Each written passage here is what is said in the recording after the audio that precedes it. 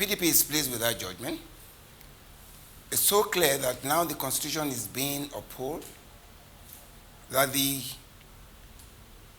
era of impunity, where public officers take the mandate of the people and they go around irresponsibly to move around like prostitutes without value, without principles, without recourse to their platform, is coming to an end. The Constitution is very clear. Parties win election, not individuals. Sure, this will bring sanity into our electoral processes and to our politics, and people will become more responsible. PDP is taking appropriate action in line and in obedience to the court order to do that which is necessary as directed by the court. So we're pleased as a party, and I think Nigeria should celebrate this, that the era of impunity, of recklessness is coming to an end. And you will see an example of that in Zamfara State, where Governor Matawale, being conscious of this, knowing that the mandate of the PDP that was stolen away to APC was about to be recovered through the courts.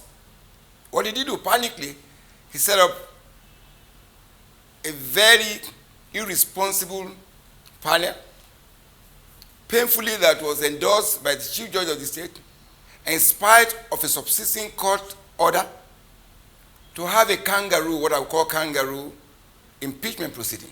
Of course, that is being challenged. That will be challenged as appropriate. However, the fate that befell Governor Umahi clearly will befall the governor of Zamfara State, because he stole the mandate of the PDP to APC, and soon, going by the judgment, the courageous judgment of the court today, will be recovered ultimately. And so many of that, or anybody who has intention of doing that, so that we can bring some sanity, some orderliness, some prediction, you can predictable outcomes for our electoral processes. Well, I think the court judgment is a landmark vote for democracy to flourish in Nigeria.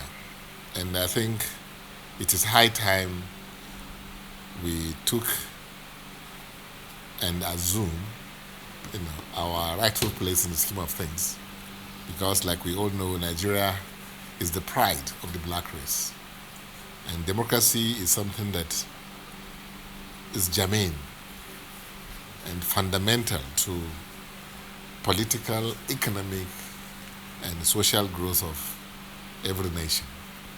And Nigeria, like we all know, is a promise of greatness. If you look at what God has given to us in terms of natural endowment, human capital, the sheer size of the country itself and our economy is something that you don't find common in the world. But at the bottom of all this, for us to succeed, is the recruitment of leadership. How do you get credible, competent, and God-fearing leaders at the helms of affairs? So I believe if the Supreme Court will rise to the occasion as an institution that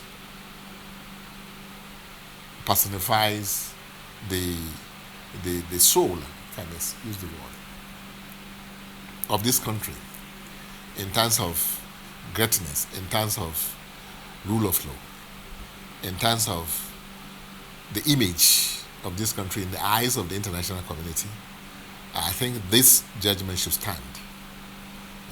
And no technicalities should be allowed to interfere with what this judgment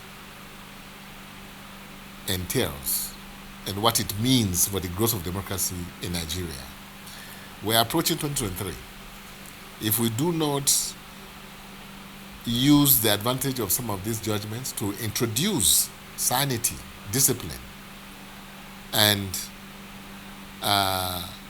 right temperament, for leadership in our polity, it will be a disaster